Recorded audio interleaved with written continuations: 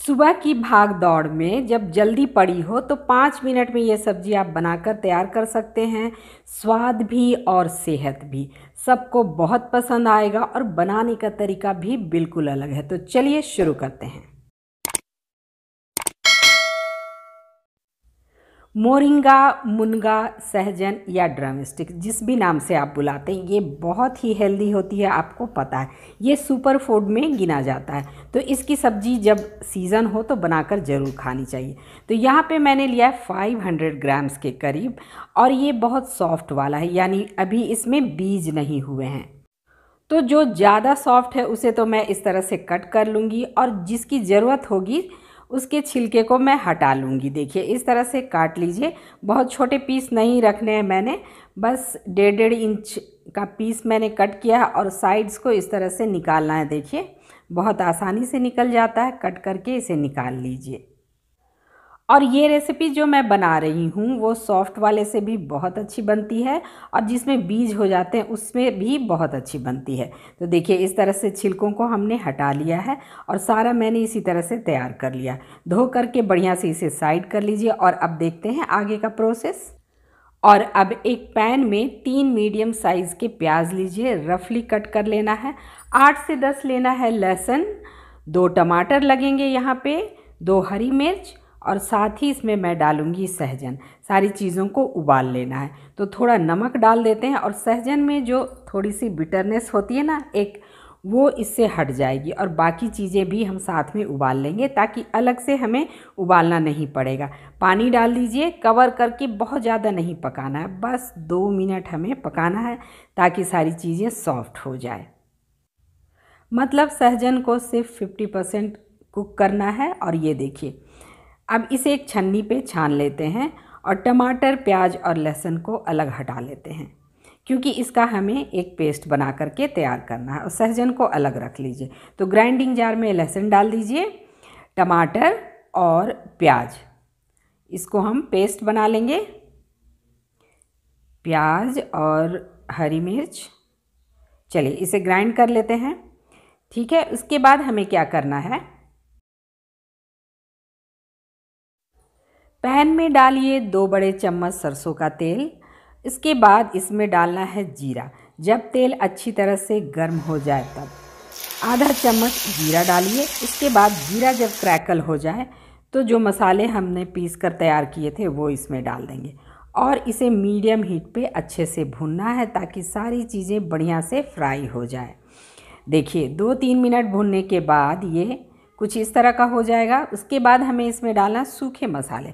तो सूखे मसालों में डालिए धनिया पाउडर, जीरा पाउडर, हल्दी पाउडर और कश्मीरी लाल मिर्च पाउडर। तो हरी मिर्च हमने पहले ही डाला था। अगर आप तीखा खाते हैं ज़्यादा तो थोड़ा सा तीखी वाली लाल मिर्च पाउडर भी डाल सकते हैं। और मसालों को बढ़िया से भुना बहुत ज़रूरी है। जितना बढ़िया मसाला भुनेगा इसका टेस्ट उतना ही बढ़िया आएगा।